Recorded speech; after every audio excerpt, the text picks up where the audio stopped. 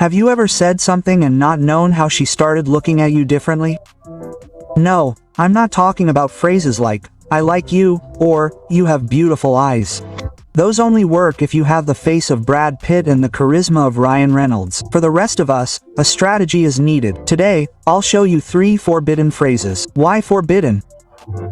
Because they're so effective that if you use them without understanding them, you can obsess her or make her block you instantly. But it's not magic. Epictetus said that it's not the events themselves that influence us, but our interpretation of those events. And that's exactly what these phrases do. They change how she interprets how she feels when she's with you. It's not manipulation, it's communication with intent. It's creating an emotion that will make her think of you when you're not around. It's planting doubt that will swirl in her head without her understanding why. And if you think this sounds exaggerated, great, it means you haven't tried it yet, but once you do, you won't want to say hi the same way again. Before we begin, if you're new to the channel, we ask you to subscribe and stay until the end. Here we go. Alone. Because your words either repel her or attract her. Most men think that to attract a woman, you need a mixture of muscles, money, and a jaw that looks like it was carved by Michelangelo. But the reality is very different. Often, what truly attracts them is not what you show, but how you make them feel. And no, I'm not talking about flowers, poetry, or poorly sung ready songs. I'm talking about an emotional connection. Do you know what men who arouse attraction without effort have in common? It's not looks, it's how they make women feel. This is the key that almost no one will tell you because it's easy to say, "Be yourself," and she'll accept you for who you are. But the truth is, if you communicate like a robot, you create emotions, yes, discomfort. And that's where the power of phrases comes in. A single line, spoken with intention and the right tone, can make the difference between being invisible and unforgettable. And I'm not exaggerating. Words don't just describe reality, they create it. The Stoics knew this well. Seneca said that language can be poison or medicine depending on how you use it. And when it comes to attraction, every word you choose can bring you closer or further away from the magnetic effect you're looking for. It's not about memorizing phrases like a parrot, but about understanding why they work. The phrases you'll hear in this video are not magic spells. They activate deep emotions, evoke unconscious responses, and make her question how she feels about you without you asking for attention. And that's the key. You don't have to be a handsome man. You need to be clear, emotional, and subtly provocative. 90% of men have no idea what they're doing when they talk to a woman. They speak logically, expecting an emotional response. It's like trying to stoke fire with ice. You'll do the opposite. You'll say little, but you'll say a lot. You'll use phrases designed to hit specific emotional keys, and then see what happens when she starts looking at you differently. And do you know what's most curious?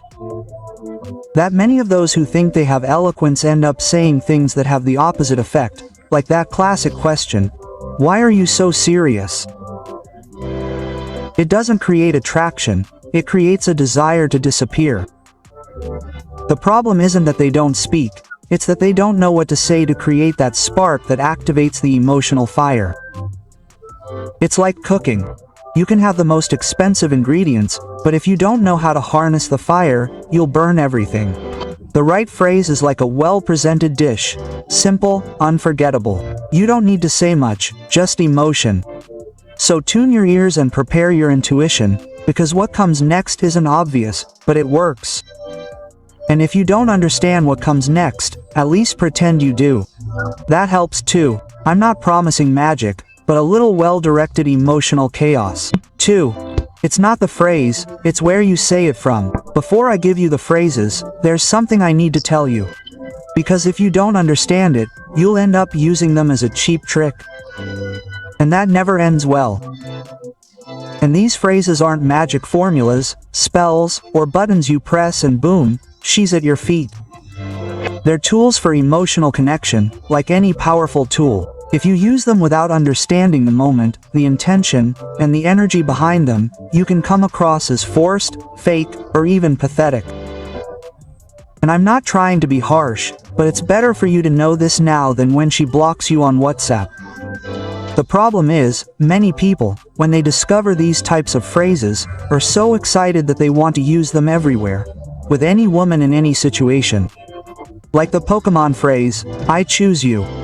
The phrase, "Cloud 2, no, champ," it doesn't work that way. If you're on a first date, in a casual conversation, or just chatting, you can't blurt out an intense phrase like you're in a romantic drama. The girl won't say, "Wow, so deep." She'll think, "What's wrong with this guy?" Because context is everything. And not just external context, but your internal state. If you don't believe what you're saying, if you don't feel it, she won't feel it either. Attraction isn't faked, it's transmitted. And if you recite something you don't emotionally connect with, it shows.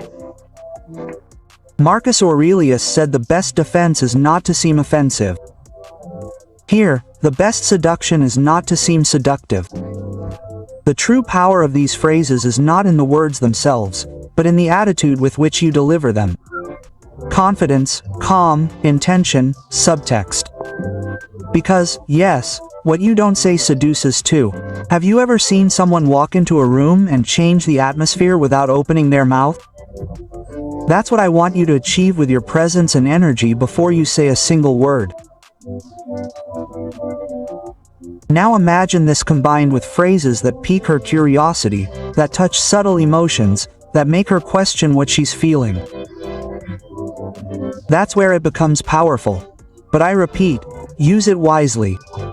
Not every moment is an opportunity to impress. Sometimes true charm lies in silence, in observation, in waiting for the right moment. Because when you speak from need, she feels it. And when you speak from abundance, she feels it too. The difference isn't in what you say, but in where you say it from. And please, don't be the type to copy and paste this into a message as if it's an automatic spell. This isn't Tinder Premium with predefined phrases. This is emotional art. This is intuition. This is style. Be prepared, because the first phrase isn't for everyone, but if you use it well, she might open a door she didn't even know she wanted to cross without pressure. The first line, "I don't know what's going on with you, but there's something about you that's really turning me on." Yes, it sounds soft, but don't be fooled by the lightness. This line has more punch than a hint dropped at a family gathering. It's not an intense declaration or a sentimental confession. It's an emotional bomb wrapped in gift paper. Why does it work? Because it awakens doubt in her mind. You're telling her there's something about her that's turning you on. But what you don't know is that this ambiguity isn't a mistake. It's the heart of the strategy. She starts asking herself, "What's going on with me? What is it about me that's turning him on?"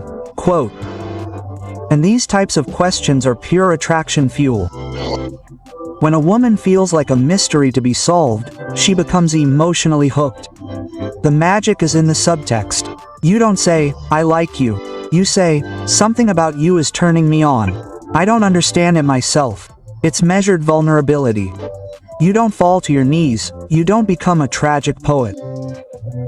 You simply acknowledge something you don't fully control. And this is paradoxically powerful. Marcus Aurelius said that what bothers a person is not the event itself, but their opinion of it. You say it bothers you, but without complaining, you enjoy it, and it confuses, intrigues, and captivates. Now, the important technical point. How do you say it? If you blurt it out with your face, "I'll marry you right now," you'll ruin everything. It's not said with dramatic intensity. It's said as if it slipped out, as if you catch yourself feeling it. Almost with a smile, lightly, but with weight.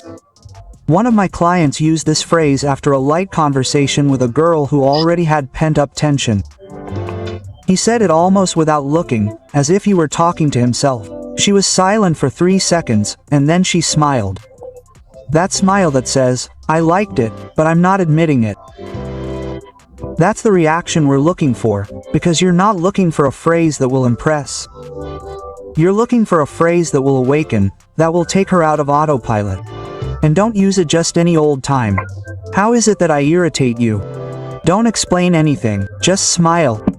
Ambiguity is the fertile ground of attraction. If you're wondering if this is truly powerful, trust me, what's difficult at all is what gets under the skin. Not because of what you say, but because of what it evokes. And no, it doesn't work if you say it while looking at the ground. Remember that.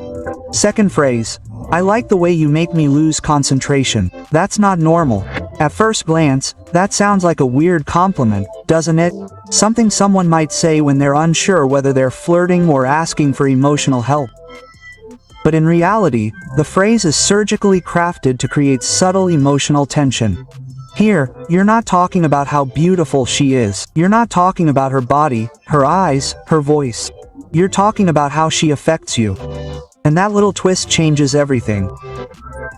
Because when you say someone distracts you, you're saying they affect you, but without falling into the typical, slobbery, you drive me crazy line.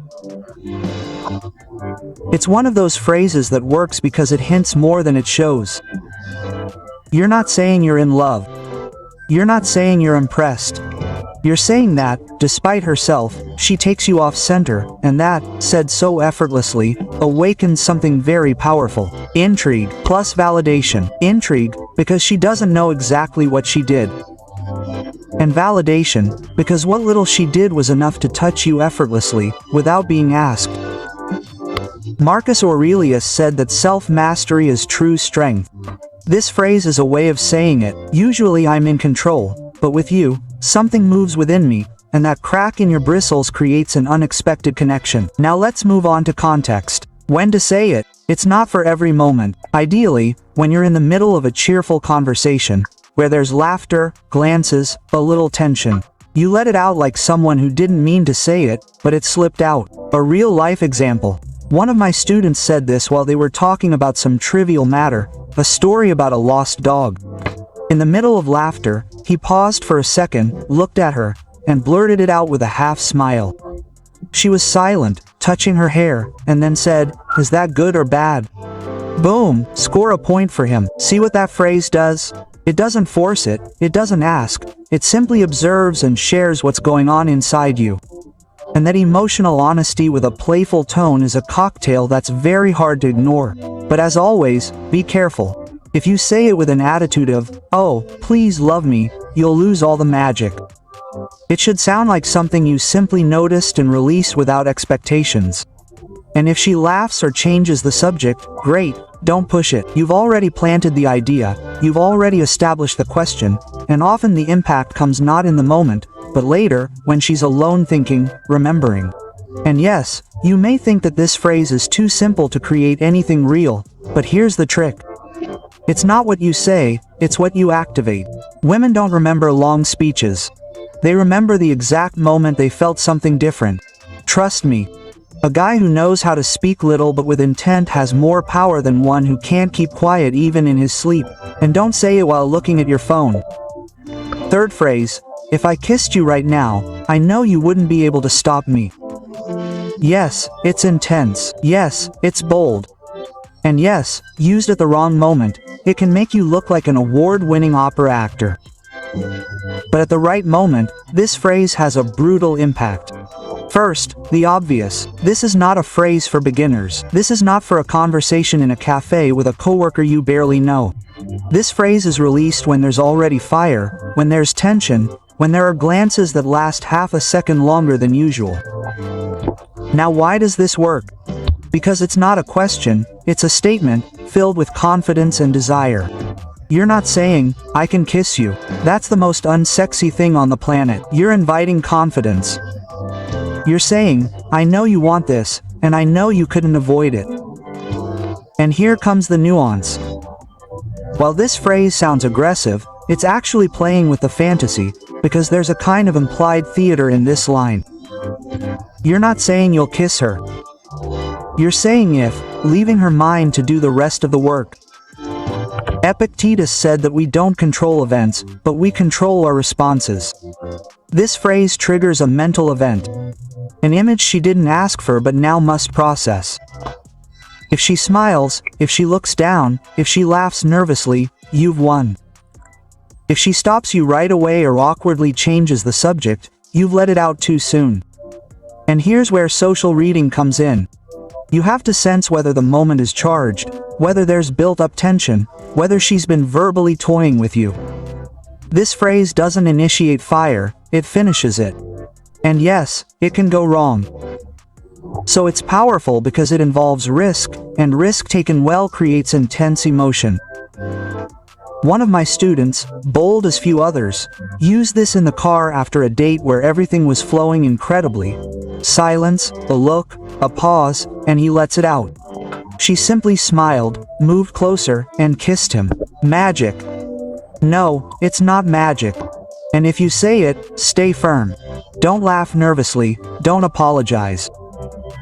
If you've already let it out, stay in the image, in the confidence, as if you've simply said something obvious, because that's what seduces the confidence with which you say it.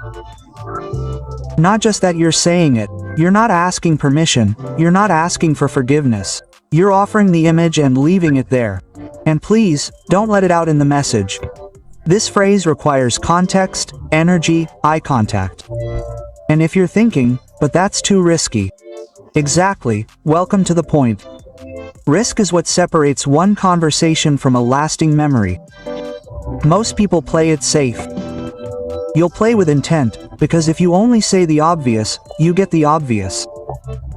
But if you dare to play with desire, with language, with attention, that's where the magic happens. And no, don't try this in the supermarket line, write it down.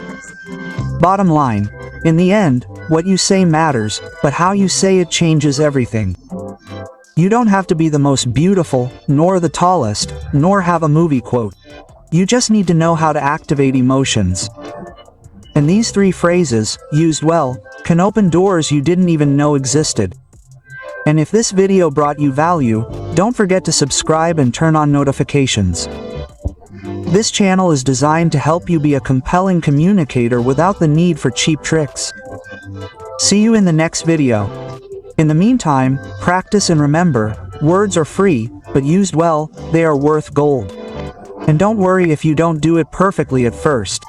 It's practice, not perfection. Every conversation is an opportunity to learn to communicate better, to speak less, but speak well. Nothing changes if nothing changes. You're closer than you think.